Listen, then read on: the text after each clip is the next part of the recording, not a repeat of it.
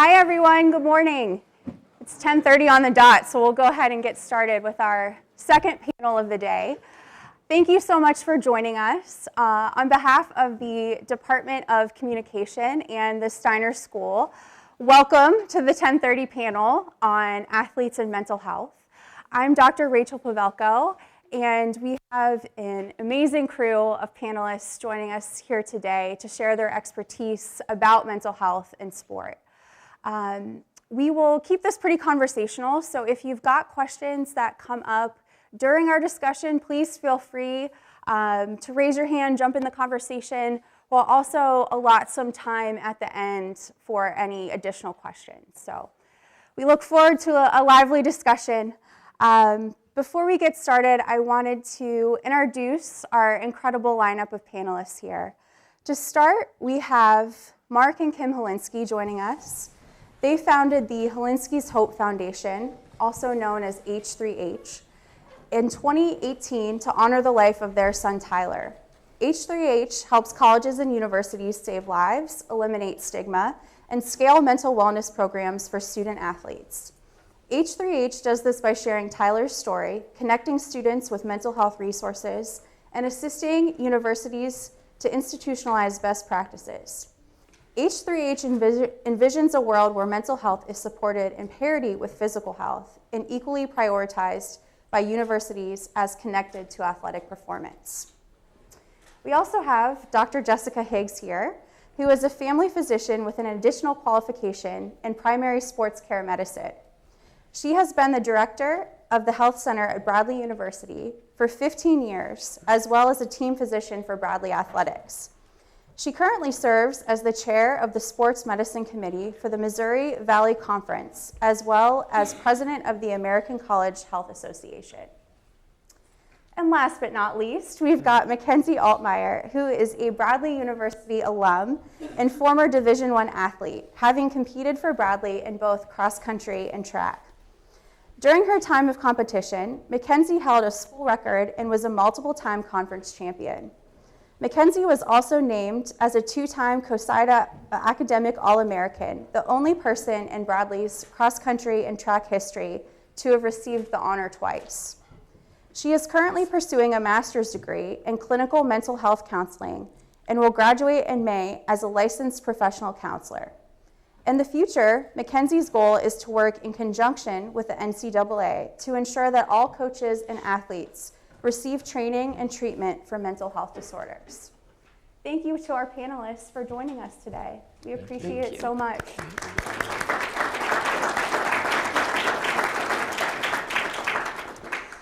To start our discussion, wanted to ask you all about a pretty broad theme that I know touches on a lot of your personal interests and expertise in mental health care, which is the gaps that you currently see related to mental health care for our collegiate student athletes. So Dr. Higgs, if you could start us off today talking about maybe some of the really pertinent areas of focus within the Missouri Valley Conference right now. Sure. So the Sports Medicine Committee for the Missouri Valley is a fairly new committee. It actually came out due to COVID because we needed to coordinate some things. And as we were moving outside of that arena, we started to think, where else did we want to really put our focus in, and mental health became the obvious choice. So the Valley has really been working with all the physicians, the athletic trainers, the counselors at the different Valley schools to kind of start to put a focus on mental health. The NCAA came out a year or so ago with the best practices in mental health, and it's a great document that we're kind of using as our cornerstone for building this conversation and what we want to do in the Valley. So a couple things that they really pointed out are things like clinical licensure. So a lot of athletic departments across the country have kind of picked up people along the way that were to help with mental health. Somebody the coach knew or the athletic director knew, but they may not have actual licensure to practice in that field. So, as Mackenzie is studying to be a licensed clinical counselor, to look for those types of qualifications for people that you are referring your athletes to during that time frame. Another is procedures for identification and referral. So to kind of take the mystification out of it, or who do I turn to, who do I go to, what's that route? Most of the athletes know where to go if they hurt their ankle. if they're struggling with depression and anxiety, how do they go about approaching that? And so really working through with each one of the schools to say, how is your student, if they are struggling, where do they turn to first to get that door open and know where they're going to receive help? Incorporating mental health into pre-participation physicals. So we do a physical on most of our student athletes every year, and there's usually a list of questions asking about injuries, but incorporating different screening tools such as the PHQ, which is a screening tool we use for depression, or an anxiety index to look at that as well, to get a feel where students are coming in from baseline as freshmen, but then going throughout their career. So those are some things. And then a health promoting environment. So this goes to education for the coaches, or education for the assistants, and educations for the athletic trainers, to make sure that the environment that they are in the sports arena is health promoting and not health discouraging, especially in the mental health realm. So that best practice document is where we really tried to put our focus. And so this fall we put out a short video, it's about 11 minutes, that focuses just on mental health. And we asked the student athletes to define it in their own words. We gave them no instruction. We just said, what is mental health to you? And filmed what they answered, and then could put that together and use that for kind of a definition of what students are thinking about what mental health is. And then had professionals from the athletic trainer to primary care doctors, to orthopedic surgeons, to counselors, who could talk through what the process would look like on the back end, just as an introduction to put that out there to the students, that this is normal, this is something that happens. You are not alone if you are experiencing these things, and kind of opening the door for that. We're hoping to then create a bigger catalog of videos with specific diagnoses like depression, anxiety, ADD, trauma, those types of things, so that there's a little bit more footing there as well. So those are some of the things that we're looking at with the Valley. Yeah, the video is incredible. Dr. Higgs shared it with me, and just being able to see how some of the students responded in the moment to how they define mental health was really incredible. Thank you so much. Mark and Kim, if you could speak to a little bit how your foundation addresses some of the gaps that you see in mental health care for student athletes, any of the issues that you found with how students receive treatment, either through your Tyler Talks, your training plan, the podcast, anything that you want to touch on there. Sure. And I'll just fill in a gap really here. I don't know if everybody knows, but we lost our son, Tyler, who was a student athlete, a quarterback at Washington State University, to suicide. We had no idea he was struggling. He didn't show any signs. He was a wonderful, sweet, good, kind person. And one day he was with us, and the next day he was gone.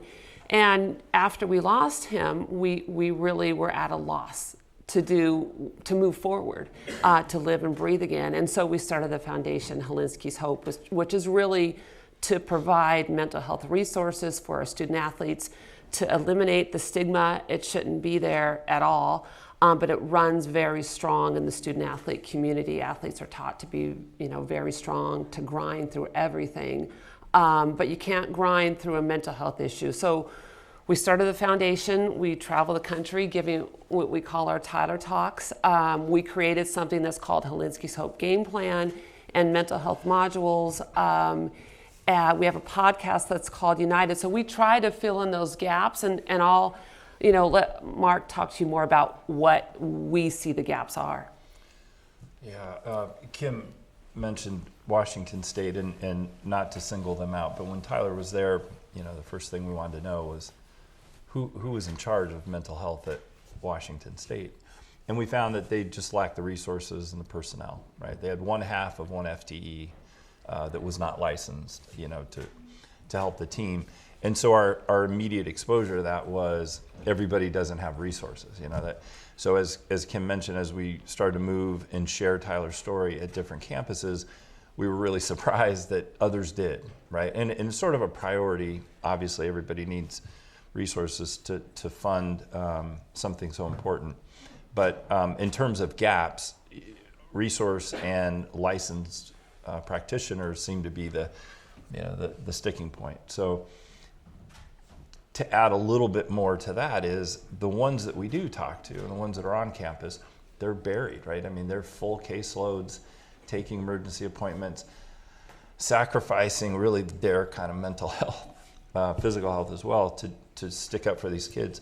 So that's one gap. The thing that's interesting, though, we focus a lot on that, and I think that's really incredibly important. Kim and I say all the time, we're neither mental health practitioners, public speakers, or anything else. We had just had a story to tell. So we're trying to clear the path between the person who needs help and the person that can give it, right? I mean, it seems so obvious. But the idea of stigma, and we think really was prevalent in Tyler's case, was, was he afraid of losing his job? He's the backup quarterback, about to inherit this big team with Mike Leach. And was he afraid of what people would have thought? Would they not have supported him? Would he have lost sort of his leadership on the team? Such a tough sport, and we don't know. But we think it had much to do, as Kim mentioned, Tyler's from that slice of the pie chart, never asked for help, never saw a counselor, never told anybody he was struggling, and left us. So in terms of gap, we have resource gaps that we need to create solutions for. Kim and I are stuck trying to figure out this another gap, which is really difficult to define, which is, in our minds, is the stigma associated with asking for help, right? So you got to have people there that can give it. Clearly, we need licensed practitioners. But we have to encourage you guys and our student athletes that this is okay to talk about. There's nothing shameful about it. Last kind of point, when we give these Tyler Talks, one of the things we say to the kids, and it's not instructional, and it's not, it's just, we don't say committed suicide for this age group anymore.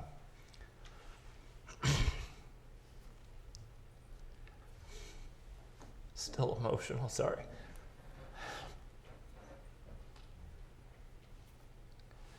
You don't commit cancer.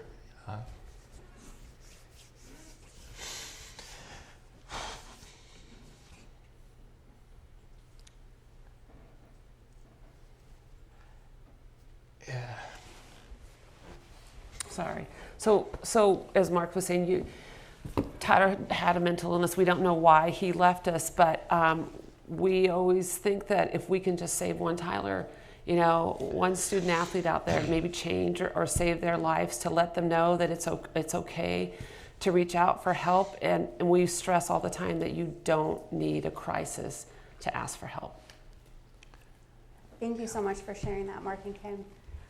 Mackenzie, to follow that up, could you tell us a little bit more about your own experience as a student athlete, and maybe to piggyback off of what Mark was sharing, some of your experiences receiving care, asking for help, what that looked like for you? Yeah, first I just want to thank you for so vulnerably sharing your story. And I think with that too, part of so vulnerably sharing your story comes with breaking the stigma, because you're showing people that this is something we can talk about, and it's something we should talk about, and it's how we receive help. It's how we show others that it's okay to even ask for the help, because this is the reality. In my own experience, I started at Syracuse University competing for their cross-country and track program. And in terms of resources, it was minimal to none. When I started struggling, I got the message both audibly and subtly from the coaches that I was better off not being there, because they didn't know what to do with me when I was struggling, both at practice, built into the culture, and from what the coaches were saying, they wanted us to be robots and just mechanisms for running fast and scoring points and making their paycheck bigger. We weren't allowed to cry. We weren't allowed to have any emotion that wasn't geared towards running fast. So I left that university because that wasn't working for me. It was actually making my mental health much worse. So I came here. The coaches were phenomenal. The resources were phenomenal, though I will say still lacking. Yeah.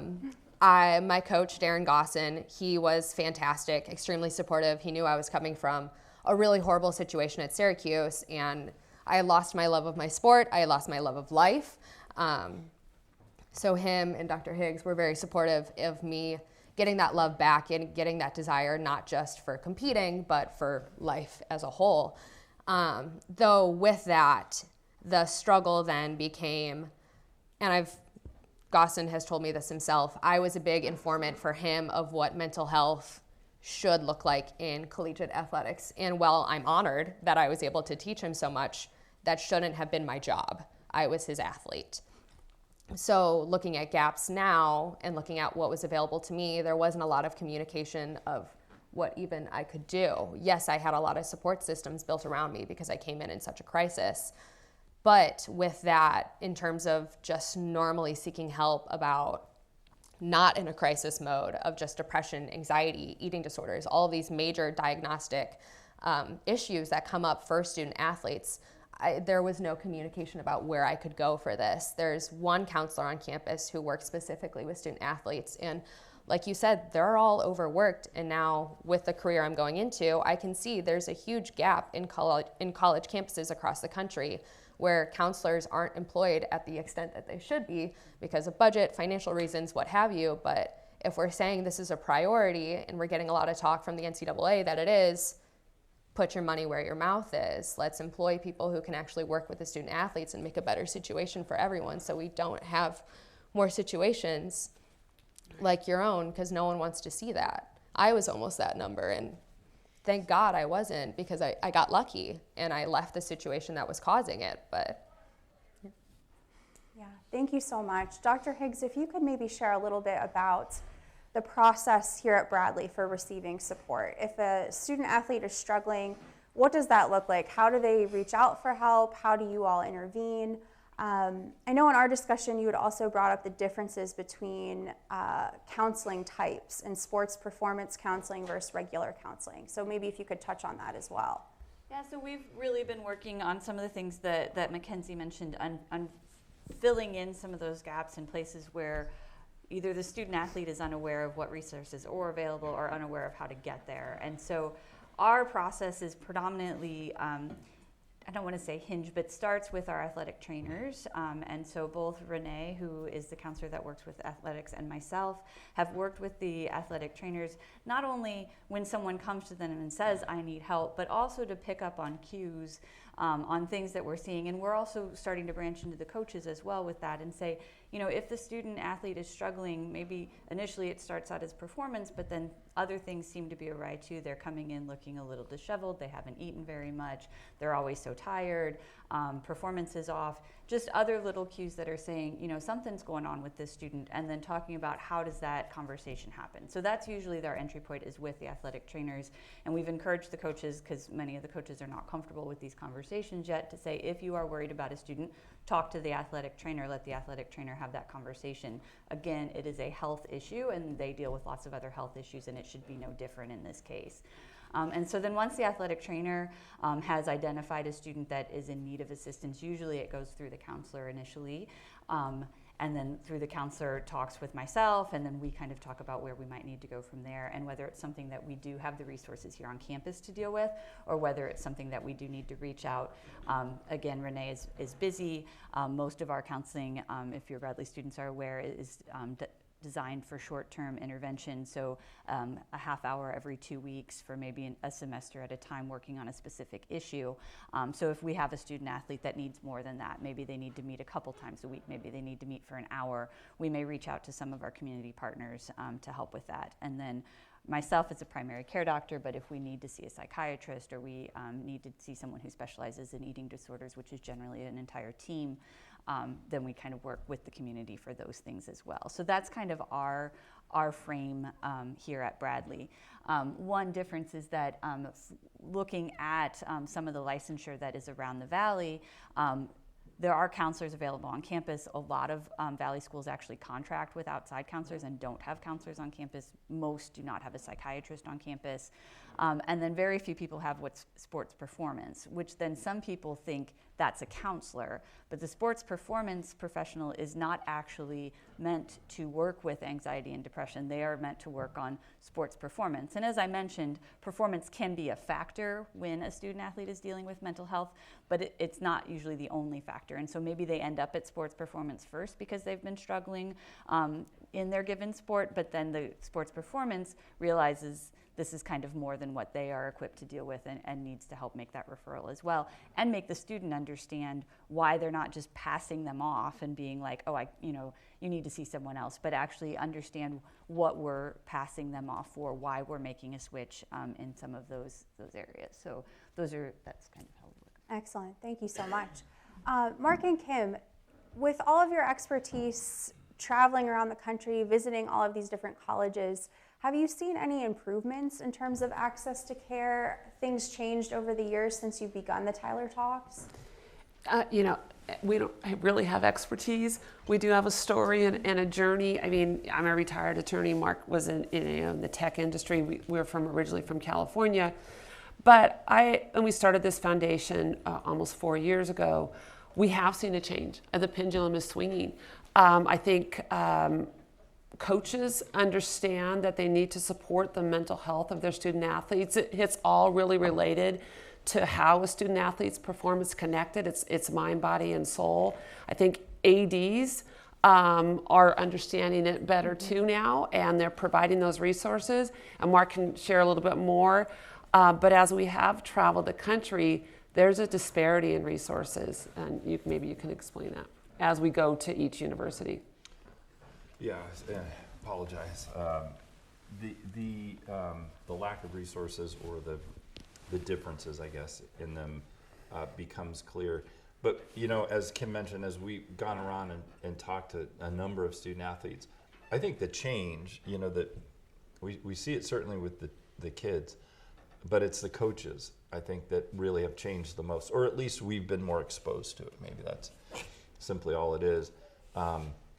And they recognize it reminds me of a story we heard Dr. Gervais he worked with Coach Carroll up at the Seahawks, and he said, professional athletes, and he has a big shingles out there, mental health or whatever he says. I'm probably breaking the story apart, but and so he got nobody. They had this very kind of laid out plan to pull everybody in, and he sort of either purposefully or changed it to mental health performance, I guess it was, right? And he said, so, the guys came in and, I'm making this up now, but I can't catch, I can't catch the ball anymore. I can't throw the ball, whatever it is. And as they sit down, after 50 minutes, it had nothing to do with his hands, money problems in the league, or baby mama called, and it was that touch point. I was curious to hear you guys talk about this as well, because you don't want to fool the athletes into it thinking, but you want to make it more comfortable, and we're also educating, right? That's kind of the feeling. And so when you get to the coaching level, and you talk to the head coaches particularly, their view of it transcends everything else, and sort of whatever the rules are, their kind of mentality works. And Kim and I were fortunate enough to have a Tyler Talk just with a group just like you. It was all football. In this case, it was all football players. And the head coach was the only one there. The other coaches were out recruiting. So you have this very intimate kind of setting. We did our talk, and about halfway through, one of the kids just was triggered and broke down, can't catch his breath, like this big guy up here.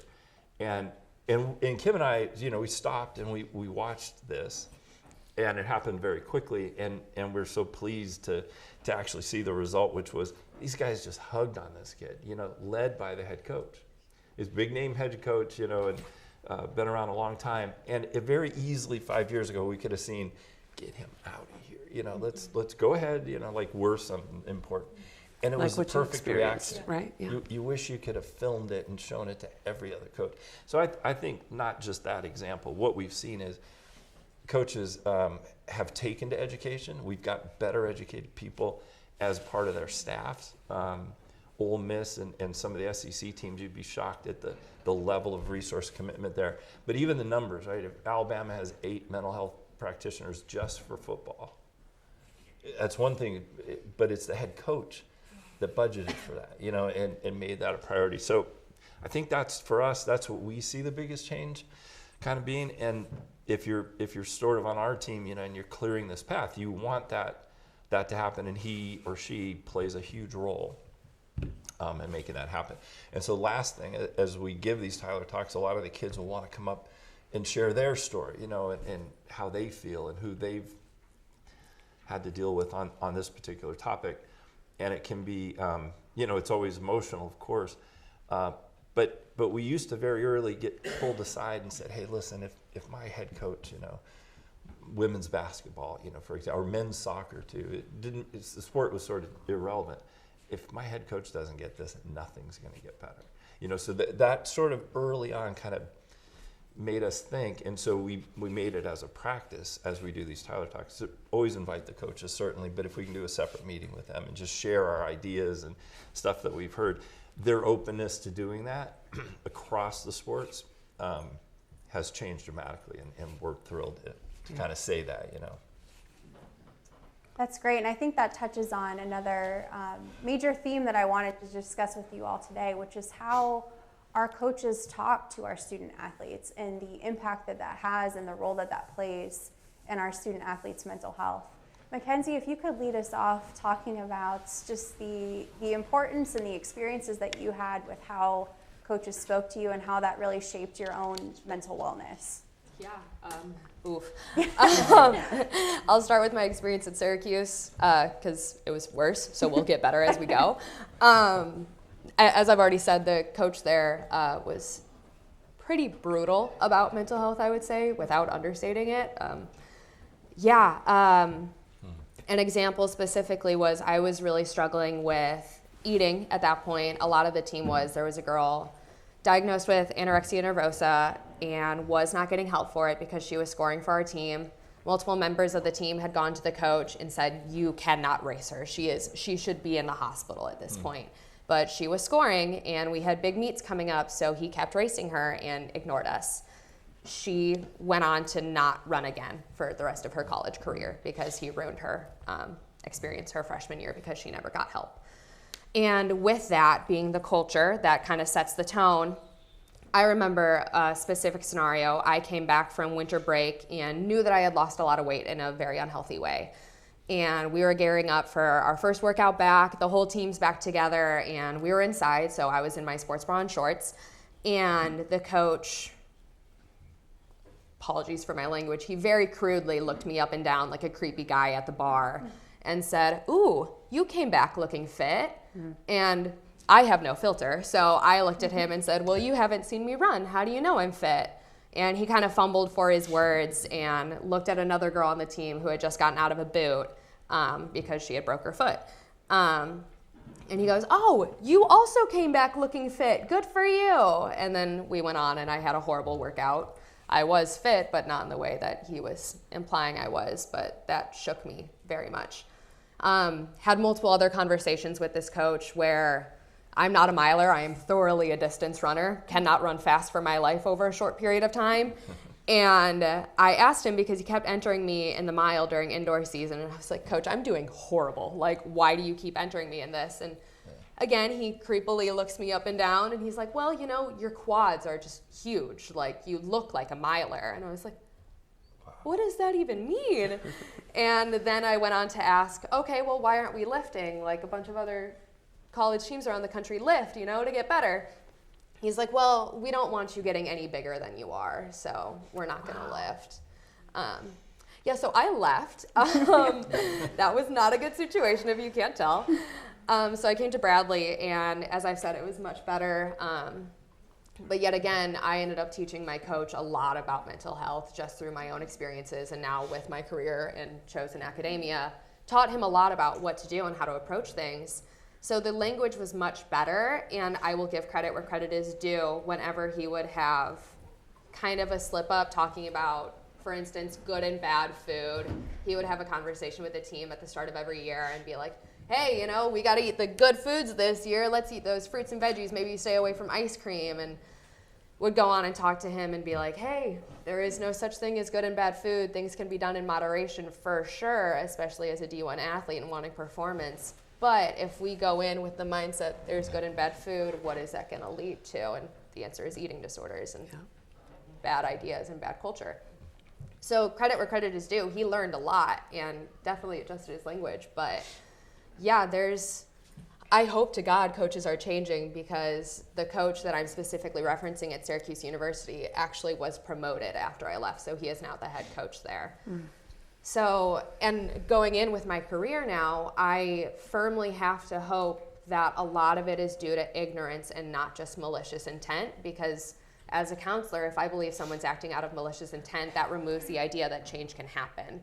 Whereas if I believe that there's ignorance there and that's a teachable moment, I can go in and hopefully change the ideas of coaches and give more education and give knowledge as to how to create a better culture, how to have an environment where we can talk about these issues in a constructive way while still knowing the NCAA is a business and expecting performance because it does inform their paychecks. So it's holding both. It's holding how do we be a compassionate leader as a coach while also getting performance out of our Division I athletes at the highest level of performance. Thank you so much for sharing your personal experience, Mackenzie. And when we think about coaches, right, the authority that they hold over our student athletes, that pressure dramatically impacts mental health, and the words that they're saying to us we can really internalize and becomes very problematic.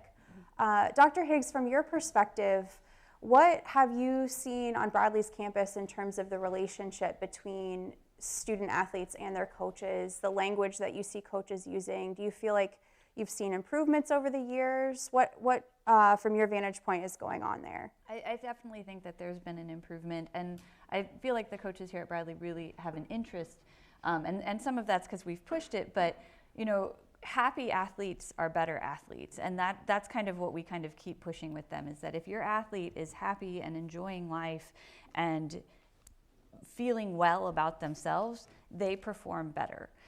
That's just a fact. And so finding where that happy is, and so making coaches realize that that's the thing. And this has happened with physical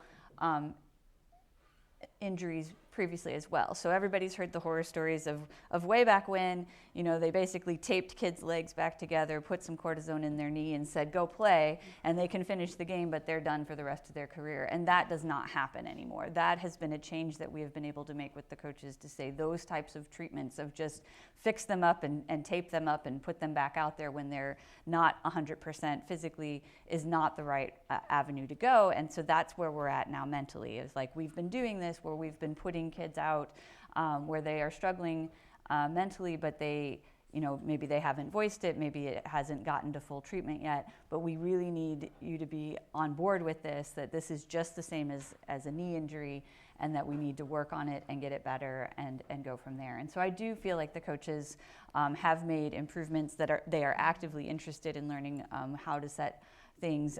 They've worked with our counselor on learning the different types of student athletes and how they respond. There are kids that respond to yelling. Like that's a true statement. Like they do not respond unless you are in their face and telling them what they need to do.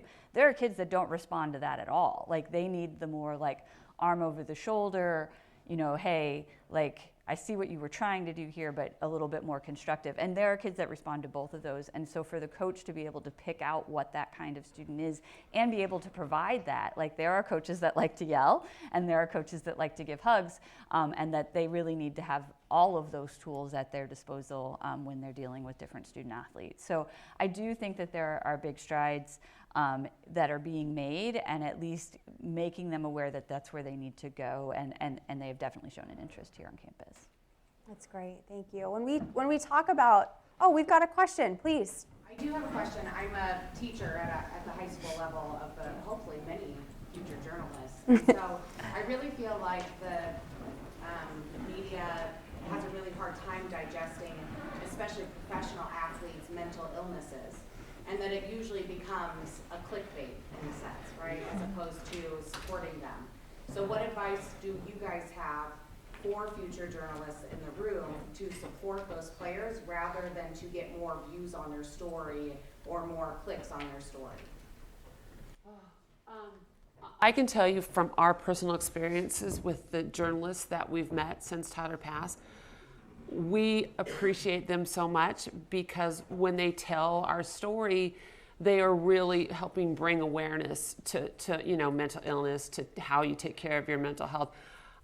When you reference, journalists who are not kind, I think sadly there are a lot of them out there.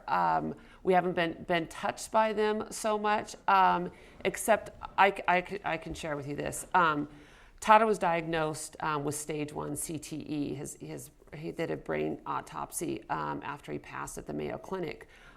There was a newspaper, a big newspaper, that just kept focusing on that CTE. We didn't go there because we didn't know what part that played in his suicide. And I think when you say clickbait, I understand what you're saying. I do think, again, that pendulum, I think it's swinging. I think our journalists are our partners now. And I respect, the wonderful words, the stories that they tell, and I appreciate them. Maybe you can touch on Well, that I a little was bit. thinking of, it's a great question, right? And I don't know that we have advice so much, but there's another example. So, and you wonder, Mackenzie said a couple times last night, and I think today, if it's ignorance, it's one thing, we can teach that, right? And in our experience, we had one, so Holinsky's Hope, it's alliterative, and it's all these, people like to have fun with it. And so my son Ryan played for South Carolina at the time, and they won the game. Before this article came out, they had lost a game, whatever, right? It's the nature of sports. But the article was about Ryan and the football team and losing the game, but the title says, Holinsky's Hope Sinks.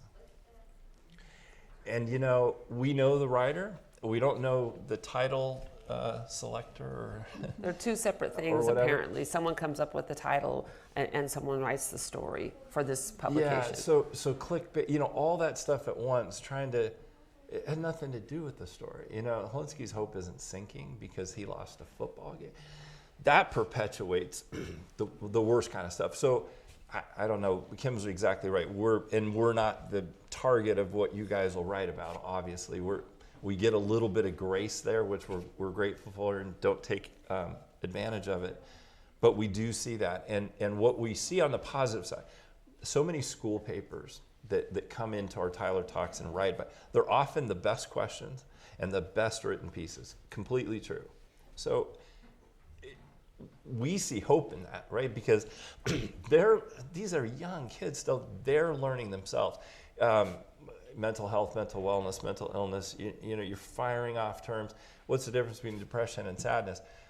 Those are really important things to know. And I think as a not to get weird, but as a country, as we get better at that, I think that'll be reflective. I don't think we can give advice to people that are looking to do the things we've been talking about, but I think I'm more hopeful because I think they're better at it today than they have been, and that's just in the number of stories themselves, right? Even just the quantity. So we're thrilled for that. Yeah. I would add to that, and I think for any budding journalist, the biggest thing to remember if you're writing a story about an athlete is that they're a person first, and then they're an athlete. Yeah. So we sort of produce this larger than life, oh my God, they're amazing on the basketball court. Well, they have a lot of other stuff going on in their life too. That is not the only thing. And that is where, especially being a college health physician for a while now, what just breaks my heart sometimes when I read the paper and they just talk about how bad somebody's game was and, oh my God, could you believe they played like that? Or sitting at an event listening to other parents or whoever just bad-mouthing these 18 to 22-year-olds, and I'm like, well, maybe they had a test today and they're just not quite there right now. There's just so many other things, and I think that goes on no matter what level of profession you're at, they're a person first. And so I think anytime that you're writing an article as a journalist, you have to think, what would their mother think if they read this? If I was their mother, how would I view that? So certainly people make mistakes and that needs to be read, but those are the kinds of things that you want to look at. And so from a mental health perspective, it's, again, not shameful that they were diagnosed with it. It's not terrible that they weren't able to play the game. It's not any of, you have to be careful what adjectives you're using when you're talking about it. But those are the things that I would just remember, that they're human and they have other things going on in their lives, which happens to be an amazing athlete on the side. So, I think with that too, I think the big thing is approaching with empathy. Knowing they are a human more than they are an athlete, or both, but it's all part of their identity, and you have to account for all sides of it. And then, what you were saying too, what's the difference between depression versus sadness? Coming from my counseling career background, let's actually use the correct definition of our diagnostic terms, because looking at that, talking about stigma too, it's great and harmful that diagnostic terms are becoming more part of our common vernacular, because on one side we're reducing the stigma of it because we're all using it now, but on the other hand side, if we have people going around being like, oh, I just feel so OCD today, Well, what is that saying to someone who is actually diagnosed with a life-altering diagnosis that is OCD? So really making sure we're leading with our best intentions and leading with our best expertise and knowledge and using the correct diagnostic terms as they are Do the meant to be research, used. yeah. Yes, do your research. Work hard. Because we don't want to cause more harm than we mean to if we're using something that isn't actually what their diagnosis is. Because look at the people who actually have that diagnosis. Let's have empathy there too, and not make something light that is their life-altering diagnosis. Thank you so much. An excellent question.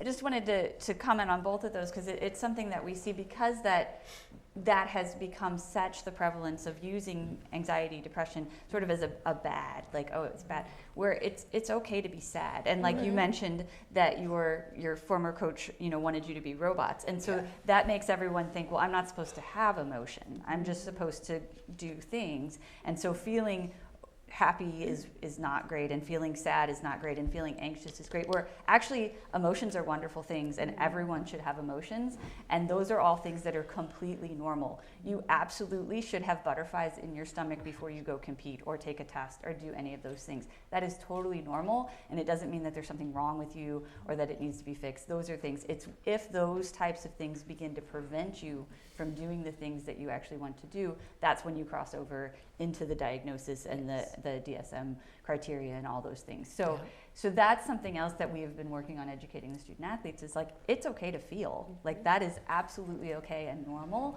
and we want to normalize that as much as we want to normalize then what becomes the next step of like, now this is really affecting your life, your performance, your career, your family relationships, those things, those are the things that we need to, reach out and get help for. Yeah, that's great. Yeah, understanding that these all operate on a spectrum, right? And so everyone has a very individualized experience, and using the correct language to actually represent that experience is so important. Mackenzie, listening to you answer that last question, something came up in terms of the identity of the student athlete. And I know this is a big area for you in terms of your current study and your research and what you want to do with your future career. So could you share a little bit about this concept of identity, student athletes, how they see themselves outside of their sport, and how that is also intertwined with mental health? Yeah, and that goes back into your question too, and your answer, where it's accounting for the fact that a student athlete is so much more than a student athlete. And in my own experience, it was very hard for me to see that a lot of the time, because so much of my day was centered around my sport, and I was cross country and track, so it was year round. I got like 2 weeks off for the full year. So it was at the forefront of my mind always, and more so the athlete part than the student part. I still did well in school, but most of my time was spent with my team and spent with my coaches and spent going on the road to go compete. And so it's really hard to hold that I am so much more than this. But when my athletics started to fail, or I was injured, or I wasn't doing as well as I wanted to, and I had very high standards for myself, as I think most student athletes do. So it's very hard to sit in that when your student athlete identity is the only thing you have and you're not succeeding. So part of what I want to do in my career, and something I wish I really had more of, is building the identity blocks outside of just the student athlete. And there are different theoretical orientations you can have as a counselor, but the way I approach it is that you have a soul that is untouched by your emotions, your identities, your roles in life. It's just you, and you have value as a human being. And so really building that block, but also building up, we can look at roles too. You're a student, you're a daughter, you're a son, you are a friend, you're a cousin. You have all these different things in your life that are meaningful outside of this one thing, and then really looking at why is this one thing so meaningful to you, and being able to build what are our values, why do they align with sport, but also building our values outside of that and holding that. We can be both. We can have success in life that isn't related to this. We can have joy in life that isn't related to this student athlete. And even when we have loss here, we can still have joy here, and that our emotions really just inform our life, and they don't have to be a negative or a positive. They just tell us, like, this might be reaching too far, but it's like when you have a hot pan on the stove and you go to touch it and you're like, ooh, that's hot. your emotions are the same. They just inform you of certain things in your life, the way that you know a pan is hot because you pull back and recoil.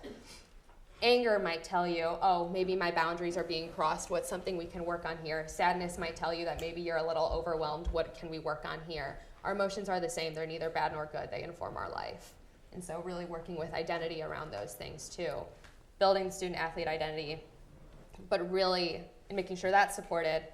But build the rest of it too. You're a human, you have value. You don't need to run or compete well in order to have that value still maintained. Right. If I can just touch on that. Please. So we raised 3 collegiate athletes. They're all football players, all quarterbacks. And so we understand that whole identity issue. I mean, our student athletes have been playing their sports since they were 4 or 5 years old. They've grown up with that identity. And when we travel the country and we meet with, thousands and thousands of student athletes, we tell them you are more than your sport. You matter more than your sport. You're so much more than a win, definitely much more than a loss. But that transitioning out of being a student athlete, and then throw in an injury that maybe your career as a student athlete is taken, that they have a lot on their plate. And I'm so thankful for people like you that are going to take care of them. Thank you. Yeah, and I'm in my internship year of my master's program, so I currently work with Chestnut Health Systems in Bloomington, so substance abuse in the court system, but I'm actually in the process of switching over to Illinois State University. I know our rival, I'm so sorry. But I'm in the process of switching over to Illinois State University to work directly with their student athletes about all things mental health, and I have a lot of freedom with that career choice, so I'm very glad. But one thing I'm doing is I'm implementing a group for all the student athletes to be able to attend. It'll be like a 12-session group, but one of the sessions, or 2 of them, will cover holistic identity and the idea of building what is life after sport as well, and not just for the seniors. This is for everyone. Let's start thinking of this beforehand, because that's something I also wish I had. I'm done with sport now, at least competitively. I still jog around for fun, but I so wish that I had someone who had been able to support me and be like, what's your plan for after sport? What's your life gonna look like after sport? And support me in building what that would be. Yeah. And go ahead. We had a question. Yeah, please. My question is that we talk about NIL a lot. Of course, the word image is right in the middle of it. And I've worked in college sports, particularly football. And while there's a lot of great things, I think with NIL, I think there's a lot of concern on my part. What I see with athletes, of the pressures that come along, not only being an athlete, not only having a bad day, having other things going on, but now you're putting in the pressures of the NIL side. Now you have sponsors, you have other people looking at you. I think of Spencer Rattler and maybe some of the things he may have gone through with Oklahoma and then to South Carolina. And I'm not trying to pick on him, but I'm interested to hear what your thoughts are with all the things we hear about NIL being good. And I think there are a lot of positive. I'm interested to see or hear what you have to say about what NIL is doing with our mental side of our athletes as well, and how that's handled. Yeah, well, I can give a quick one. So it's a great question, but here, before the sort of pre-pandemic, we have a podcast Kim mentioned called United, and what we've heard through some of the people that have been on that and in conversations afterwards, that NIL, the reason I bring up COVID is this. Very early on, when all the teams got shut down, the kids got sent home. We saw proliferation of TikTok videos, kids pushing cars in the snow. I don't have a weight room anymore, so you watch. There's 5 kids in the world doing that, right? And they all put their TikTok. And what was explained to us from the student athletes is everybody's doing it. I'm already I'm not even doing anything. I'm falling behind, And then you go to NIL, and it's the same. Bryce Young does a $1 million Dr. Pepper commercial. Great kid, great family. Played with Ryan in high school, believe it or not. Back in California. Back in California. But we hear the same things. Uncle Bob, who hasn't called Susie, since she got to campus, hey, so and so at pick a school, got X dollars. Where's your check? And then that goes really fast, right? So from our perspective, we see that kind of conversation without all the specifics attached to it one more thing that the kids have to add, not to look forward to, but to worry about. They're never going to do. They're going to get free pizzas and $500, you know, every 6 months, and that's great. And for some of them, or for all of them, but the pressure to perform, it's just taken another face. And NIL is one of them. Transfer portal's another. You know, we get 3,000 kids with 600 spots. What's going on? Mm-hmm. So I mean, it's a terrific question. Yeah. From our perspective, that's kind of how we saw it. Well, and speaking firsthand, because we have Ryan, you know, still at home, he's playing at Northwestern. He's actually in surgery, I think, going in right now for an ACL, MCL tear. So as soon as we get down here, we're going to drive back up to Chicago. But you know, I talk about NIL deals with him all the time, and he says that it creates a lot of animosity among teammates, among teams, right? Because Mark just mentioned, you know, Bryce, who's actually a great kid, Spencer, we know Spencer too. You know, they have these great deals, and then some of them don't get any deals. Ryan's favorite deal was the one that he got from Portola's, where he could bring in his lineman, was that right? Once a week to feed them. That was his favorite, and I love that. I wish NIL deals were more like that, was pretty for the whole pure, though. team. You know, he ran from the locker room to the offensive lineman meeting room, and you know, in a towel. I got you. You know, I got you. And they got free pizza or something, you know, out of it. But that's how we all expected it. And then all of a sudden, guys are driving G-Wagons at Ohio State and Shroud and all those guys. So I'm with you. tough one. I worry. I do think it affects their mental health. And I totally agree. I think it's that pressure, that extra thing, that one more thing that if this doesn't go well, that's one more thing I'm going to lose. You know, and so it's just one more thing to worry about. And that of like, oh, well, he got this, how come I didn't get that?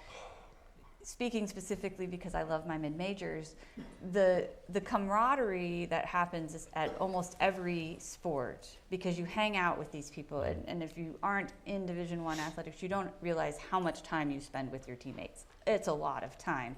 You live with them, you're training with them, you're going to early morning lifting, late night practices, you're coming home to study, you're on these long bus rides or plane trips or extended weekend trips. You are with those people all the time. With the NIL, which now has people jumping into the transfer portal because, oh, well, I had a good season here and there's not as much deal, but if I go to a bigger school, I might have more opportunity to get money from some of these places.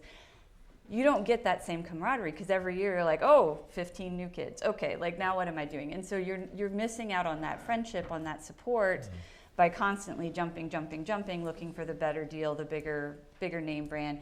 And that's going to affect their mental health as well because they never build that connection. They never build that root. And throwing out, you know, in honor of Charlie Steiner, this Charlie Steiner Symposium, like he talked last night about how much Peoria meant to him and the connections that he made and the things. And that's what college is about. And that's building your foundation for where your career is going to go and how your mental health. I mean, I reach back to my college roommates all the time.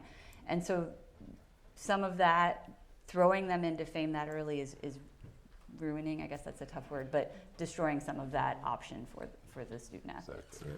Yeah, I also agree. And NIL, name, image, likeness, it's something new that is for student athletes where they can actually monetize their athletic ability now, which is a new concept, And the concept is good. There's just the fallout. Yeah, there's just pros and cons, and you've said you've heard a bunch of pros to it as well, and there definitely are some, but cons too. I think to reiterate what everyone has said, it's the added pressure that is harmful, and this age range, 18 to 22, I stopped competing when I was 23 thanks to the COVID year.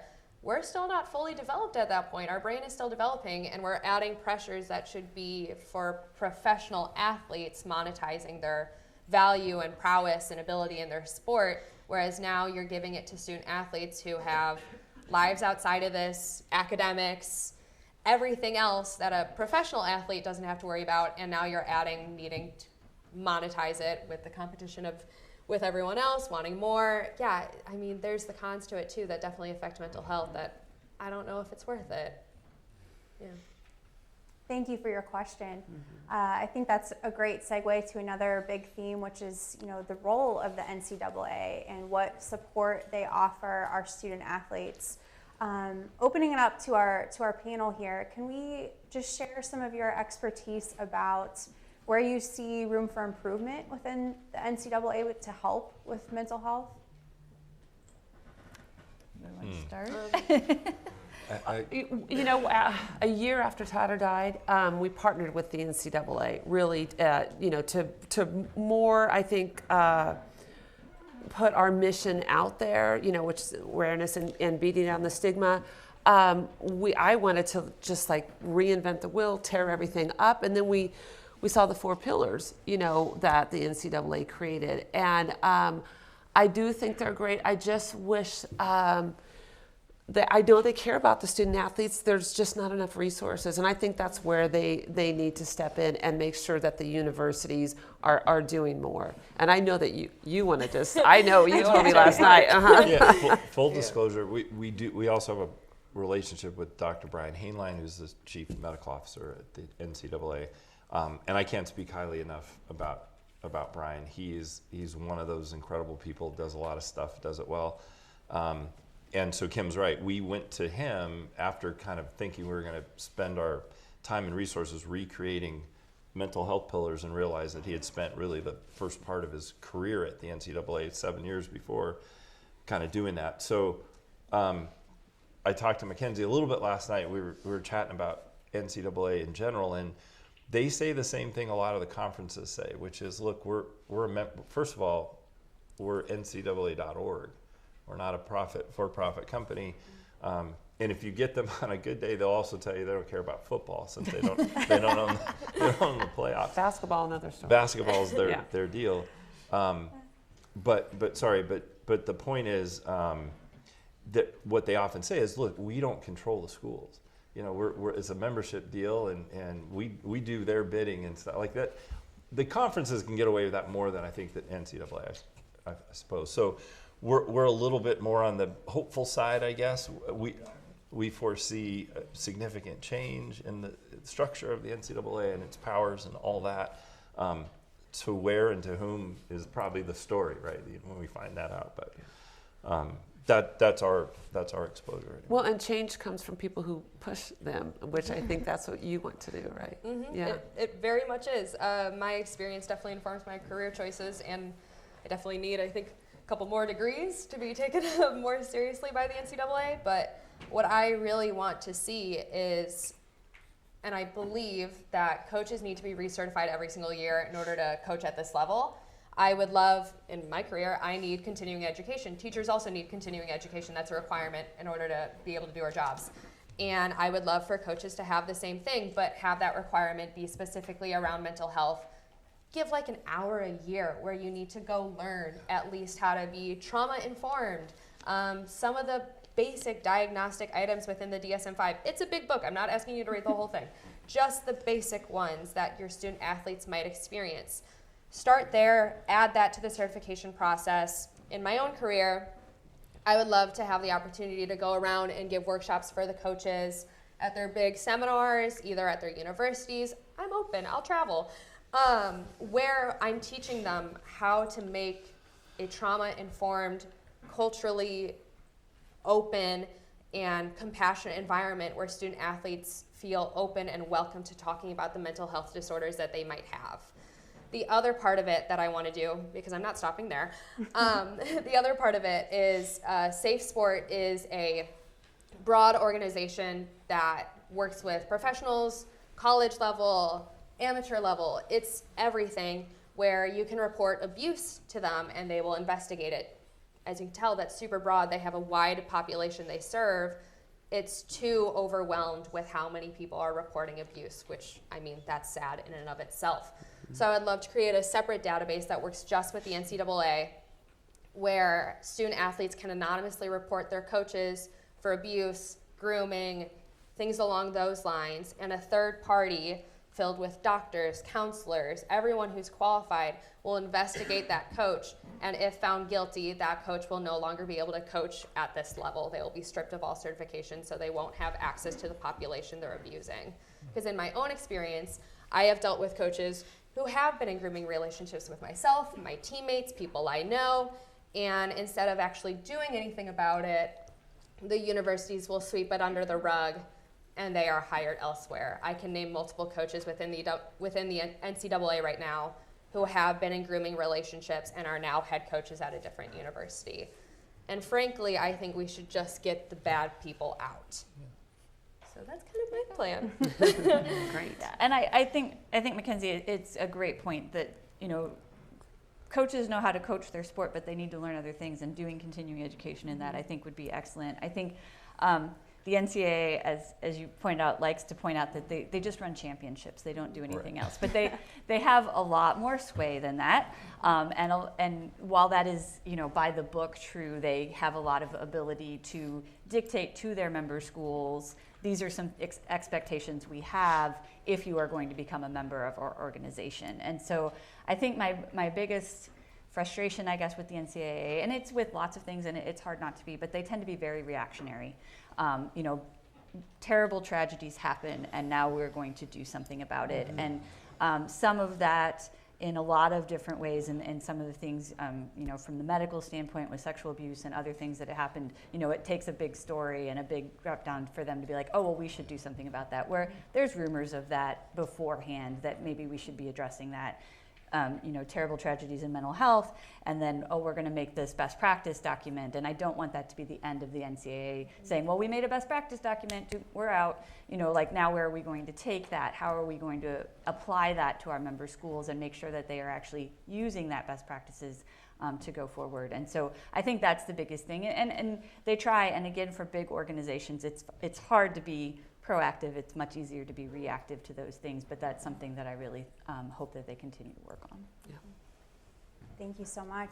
We've got about 15 minutes left, so I want to open it up to questions to make sure we all get a chance to ask. Please take it away in the back. No, I just have so many questions. More than and so I hear you guys talking a lot about, here, I'll stand up for people. You're welcome. I hear a lot of statements being said that this is athletes' choice, that they can go and report, and they can go and do this. Well, as athletics go, they don't really tend to do that. It's like grab a pineapple trying to get my kids to tell me anything, let alone an athlete that has had this idea of masculinity, winners don't cry, all this stuff shoved into them from the time that they were little. So is there a way, in light of the UVA horrible trauma that they're dealing with on their football team, should there be something for athletes coming in where they have to go through a mental health screening to see if this is the best choice for them? Also, along with that, if they get let go from the team or if they choose to leave, I can't imagine being a football player and having a team around you constantly since the time you were 3 years old, and then to not have anybody around you anymore. They're all over here. You're now let go. Of course, that's going to lead to some terrible mental trauma. So should a team psychologist or should onboarding mental health-wise be considered for these professional and school sports teams? And so Yes. I did mention Absolutely, just briefly that we are working on screening and incorporating that into the pre-participation physical so that we, kind of have a baseline of where a student athlete is starting from, and then we do our PPEs every year. So it's And does that go then when they get let go, because that's what sparked this trauma? right. And so this, going into what does that look like, and we've talked about for student athletes, it is so different because they do spend so much time with their sport. They do spend so much time with these people, and in dealing with student athletes that are maybe dealing with mental health, and so they're really not in the right capacity to play their sport that weekend. Well, then, so we're like, okay, you probably shouldn't play this weekend. Well, but their whole team is now going to play this weekend, which means their entire social support has left campus. And that does not happen for other students that are not student athletes because, okay, a friend went home for the weekend, I still have this friend and this friend and this friend. Whereas, like, you're literally, so do you have them travel and not play? Is that better, worse? Do they need to stay home? What are we going to do? So there is that whole piece of, and what does that look like? And so if we have a student athlete that maybe has lost the love of the sport or is injured, definitely talking to them about what does life look like after this and having that conversation like Mackenzie talked about before. But if we start that before, if they get let go, if they just don't mesh with this coach very well, whatever the case may be, we've already started that conversation. So I think that, again, is a great, but screening first so we know, and then also, starting that conversation early of, okay, we're in college now, There's going to be a few of you that may go on and play sport after this, and that's fantastic, but as with every jump that you make, you lose a lot. You start in youth sports, lots of them don't go on to play high school sports. Many more of them don't go on to play college sports, and then even fewer than that end up, in that 1 to 2% that are a professional athlete. So you have to be looking at constantly what's my off-road, what else am I going to fill that time with when I'm done. I was just going to touch on something that you said. How do you get them to talk, right? How do you get them to reach out and ask for help instead of, which we think Tata was doing, just suffering in silence, afraid to reach out and ask for help because of that stupid stigma, right? And so that's what we're trying to do, to share Tata's story, to just beat down that stigma so it's not there anymore, so that our student athletes and really everybody should know that it's okay to not be okay. You mentioned a spectrum. Our mental health is on a spectrum, right? So when we do get them to reach out for help, we have to teach them how to take care of their mental health too. They're taught from a very young age how to take care of their physical health. But really we don't teach them how to take care of our mental health. And that's just so much on your guys' plate. And we always, when we go to universities and we speak to the student athletes, it is very important that we always have mental health professionals there. They need to be in the room, as Mark explained what happened at the big school on the West Coast. But what's next as we leave, the universities after our Tata Talk? We're always so afraid that we opened up, something, and there's just not enough mental resources out there. So I would love to clone you. Over and over and over again. Yeah. But I think it gets back to resources and culture, which is really why I want to not attack is the wrong word, but kind of put my focus on educating and transforming the way coaches approach their athletes, because if we change the way coaches approach their athletes, right? As a counselor, I might only get to see the student athletes for an hour a week. Great, I'm making changes there, but I'm not changing the environment they're in, and if I have the ability to, that seems like a disservice not to do it. So looking at the coaches, that's really where I want to go, because they're the ones who impact change for their athletes by controlling the culture. So if we build the culture the way the coaches can build it, by being open to conversations, showing empathy to their student athletes who are suffering and not just saying, throw it away, I don't want to see it at practice. Open the door to have emotions there, show them that emotions, again, are just ways that we're informed about our own lives, not something positive or negative necessarily. So yeah, but then also having the resources too, right? If we make the change to the culture, we also have to back it up with the resources that student athletes can have access to, which gets back to budget, finance, and the NCAA as an organization, and continuity across colleges. Yeah.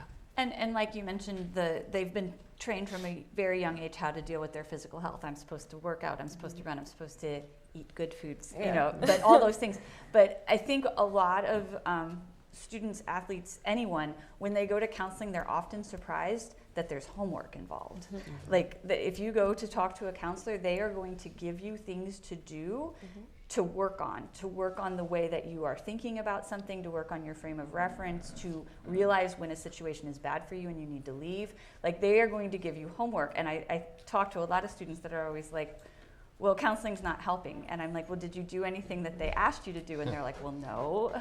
Well, okay, then we haven't fully invested into counseling yet. And so that is why, like I mentioned before, like we almost always start with counseling, because our counselor Renee and all my counselors over in the counseling center here, they know much more on terms of that than I do. I know how to prescribe medication, but that's not the first step. Like the first step is working on some of these other things first. And if we try those things and that's not helping, then medication may be helpful. But your counselors, I'm a big advocate for counselors, and so always, realize their strengths and their expertise in that area. And so it's really important. That's right. Excellent question yet again. Thank you so much. Other questions? Yes, please. Yeah, I have a question about social media. For student athletes and for athletes at any level, social media can provide an opportunity for them to be open and vulnerable. But for an athlete going through a mental health crisis, usually if their social media activity is erratic or noteworthy, the focus becomes what they're posting, not what they're going through. So is it the responsibility of institutions to train athletes about social media, and how do we change the conversation? You know, I'll share with you, because we've had sons that have played, and maybe you went through this too, but they do sort of social media training, and you know, they have done that with their football teams. I think there are so many good things that come out of social media. You know, it keeps them connected. We say a lot of wonderful stories.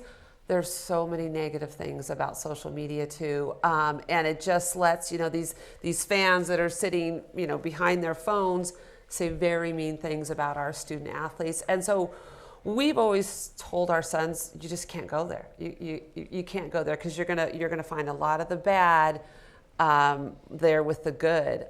And I worry about that, because I do think it affects the mental health of our athletes, people they don't even know. You know, calling them terrible names, telling them that, you know, they actually meant to strike out, right, or throw that interception. But the training we're familiar with, at least, is how to not make this, you know, embarrass the school. It's not about, it doesn't seem to be about. Yeah, that's true. You know, I think it's a really good question in the sense that I think we should educate them. Training, you know, however you want to sort of define it, but educate them to, as Kim was describing, that not just the pitfalls and the potential commercial output or impact, but how they feel about that thing, because it's always going to happen. You know, it doesn't matter if the guy yelling at you has 30 followers or not. It hurts all the same. And I think at least our experience with the media training, sort of in addition to social media training, is much more from that perspective. And I think it's a really interesting opportunity around that same topic to bridge into things that are, you know, a little tougher for us. Or for our student athletes to grapple with, but in a context and a platform they're really familiar with, right? So maybe that's easier, because we all know that being alone with our problem is an issue. We feel slightly better when we know we're not the only one with it, and other people are sort of around us. So they're exposed to that all day long. I would think that that's a really good way to educate, as opposed to just set the rule sheet, which is kind of how I saw it. And I would follow that up with, it's not just the student athletes, it's everybody. And I'm old, so I will put that on. I'm old, I don't understand all of it, but I can't name the most common platforms at this point anymore, because it changes every couple of years. But I think that education actually needs to happen in K through 12, and I think it needs to happen for everybody, because I think that social media is such a fake news world. Like, it, you know, everybody, and I tell my kids this, who are 12 and 16, like, on social media, everybody's going to put up their best day, right? It's my best day. It's the best thing that happened. I won this, I did this, I did this. They didn't put up their worst day. They didn't say, man, I felt like crap today, or I, you know, tripped and fell on my face, and, you know, all these terrible things happened to me today. You didn't post that day. You posted the day that good things happened. And so it's such a fake filter, and it can lead to people feeling like they are so much less than what they are, because all they see is all these wonderful things that everybody else is doing, and that's not how my life is working. Right. And so I really think that social media education needs to happen, and as people get phones earlier and earlier and get on those platforms earlier and earlier, that we keep pushing the needle back of when we need to start having those discussions. And I feel very strongly as a parent that comes from parents first, but I do think there needs to be, because I have found we had some pretty strict rules with my kids on platforms that they could and could not be on, but they needed to be on them. They needed to be on them for a class. They needed to be on them for a team. And I was like, I don't know if I'm okay with Snapchat, but that's how the cross country team was communicating with each other. So, you know, so that those kinds of education. So I think social media is a great point, because there are lots of things that they need to do not to get the school in trouble, not to bring, you know, put themselves in an uncomfortable situation. But I think that training needs to happen for everyone, because I think it is a huge part of some of the mental health that we are seeing, and it needs to be addressed at a very young age. Yeah, in terms of social media training, my team didn't get anything. In fact, I was the one who often led the talk for our team, talking about, hey, maybe don't post certain beverages or things you don't want our coaches to see, talks like that. But excuse me if I misunderstood your question, but I believe you were talking about, in the case if a student is almost having a mental breakdown on social media, what to do, where the focus becomes their actions and less of what they're actually going through. And I think if we zoom out of that lens a little bit, let's look at why they're turning to social media over any other resource they have. That's an issue in and of itself. Yes, we're all familiar with social media, especially like the young ones, but we're on TikTok all day, we're on Instagram all day, we're on Snapchat all day, sure, so maybe we're comfortable turning to it because we see it all day, but also why aren't the other resources there that can actually support that issue that they're going through? Why are they turning there? And then in terms of if it's a friend that's doing that, let's be the one then that reaches out to them and be like, hey, I kind of see you're posting some stuff. Approach it with compassion and empathy, which can be hard if someone's going through a trauma or going through a mental breakdown or a crisis. But again, just always approaching with compassion in mind and empathy for what their situation is, knowing that you might not know the full story and you might not be the support system that that person needs in that moment in time, but you can support them in getting what else they need too, and being the shoulder to lean on and showing that they do have people they can turn to, not just the wide world of social media. Thank you all so much. As we close today, I just want to reiterate that in my my studies of mental health communication, that's my passion, my area of focus. We see time and time again that something that really helps is personal testimony. And we have 4 experts here today sharing their personal testimony with us, being so incredibly thoughtful and vulnerable. And this is how we see forward momentum. This is how we see change. So cannot say thank you enough to our 4 panelists here today. And thank you to all of you for joining us, for your great questions. We had an excellent discussion. So thank you so much. Can I just add something? Yeah.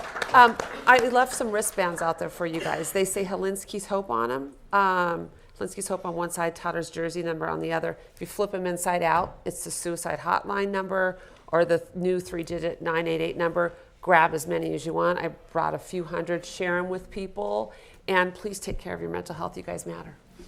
Thank you. Thank you.